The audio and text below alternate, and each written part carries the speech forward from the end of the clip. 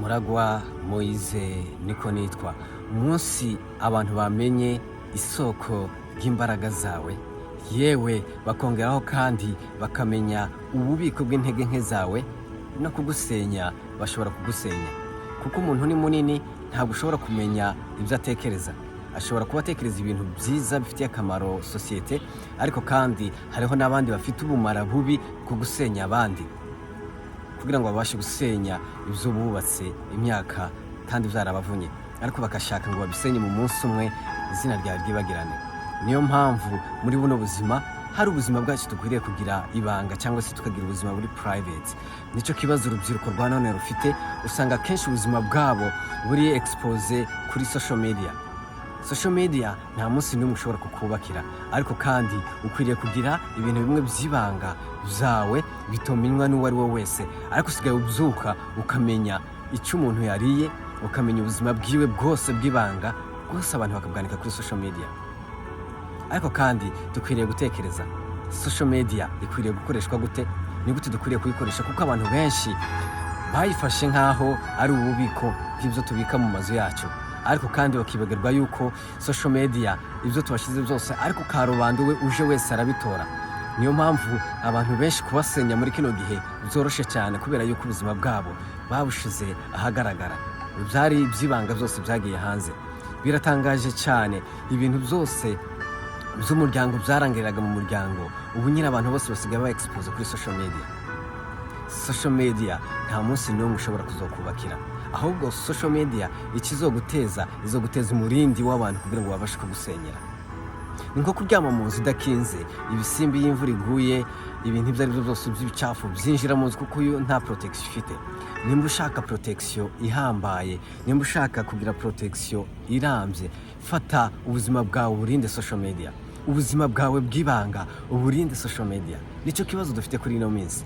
Usanga abantu bagiye muri relationship itaramara kabiri bagatangira kupostingana kuri social media, ugasanga bibazaniyeho ingaruka mbi cyane. Ugasanga umwe afashe yafata akamubwira nakora muzi ko nabonye wampostinze niwo muri relationship, agatangira kukubwira ABC ndetse n'ibintu bitigeze bibaho, kugira gusa ngo mutandukane. Urukundo ntirube rukimara kabiri. Nshuti yanje, urukundo ntabwo rwubakirwa kuri social media. Nimba witeze yuko urukundo rwawe ruzubakirwa kuri social media, ufite ikibazo kinini cyane, ndetse ufite pourcentage nini cyane zo gusenya. Ariko ni ryari ukwiriye kumenya ngo ibi ngibi bikwiriye kuja kuri social media, ibi ngibi bikwiriye kuba ubuzima bwanje bwite, ubuzima bwanje bw'ibanga. Ntabwo ikije cyose ugishira kuri social media. Niyo mpamvu abantu kuri ino saha benshi bari mu kuhakomerekera. Ntituri mu kumenya uburyo dukwiriye kwitwara kuri social media. Ntitumenye yuko ikintu twashize kizobaho imyaka n'imyaka, kandi kugira ngo uzogisibe cyangwa se ugisibe mu mitwe y'abantu baramaze kukibona, bizogutwara imyaka myinshi cyane kugira ngo ubashe kukivaho. Ariko kandi iga kumenya ngo se ni ibihe bintu byanje bikwiriye kuja kuri social media, ni ibihe bidakwiriye kuja kuri social media. Nicyo kibazo urubyiruko rwa none rufite. Ruri mu gufata ubuzima bwose bw'ibanga, ibintu byari bikwiriye kubera mu buryo bw'ibanga bikaja hanze. Niyo mpamvu kuri ino saha hari abafite ibikomere batewe na social media. Rero abantu batangira kubataka, ugasanga bashaka bamwe kwiyahura kubera yuko ibyo bahaboneye cyangwa se feedback baronse ku bantu itabanezeza, bigatuma bigenda nabi. Ariko kandi natwe tubifiteho uruhare runini.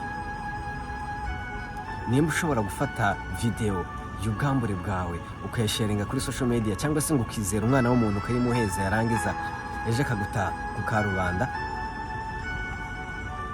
umenye ko ari igikomere uzogira imyaka n'imyaka, no mu bukure bwawe cyangwa se mu busaza bwawe bishobora kuzoza bigaruka, kuko ari abantu babibika umwanya n'umwanya, bashaka kuguprofitana n'iyo video, bashaka kuguprofitana n'ibibi wowe warakoze washarinze, bikagenda bikugarukamo, zikaba ari memories zizogenda zigaruka ibihe byose. Ariko ni byiza ko twiga ukuntu dukoresha social media. Ushobora kuba warubatse ibintu 99 byiza cyane kandi abantu bakunze, ariko kandi ushobora gukora ikosa rimwe rikangiriza bya bintu 99 wubatse. Ni ku isi imeze. Isi ntabwo ishigikira ibintu bizima, ahubwo isi ishigikira ibintu bipfuye. Uzorebe ushobora gukora ikintu cyiza kikamara n'imyaka 50 kitarigera kimenyekana, ariko uzokora agakosa gatoya cyane.